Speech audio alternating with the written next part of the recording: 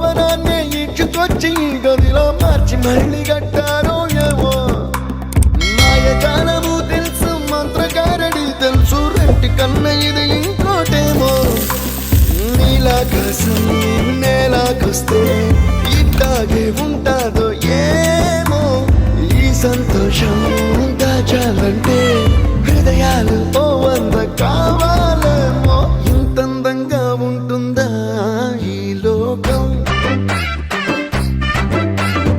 ఇన్నాళ్ళు ఈ మనసుకి తెలియాలే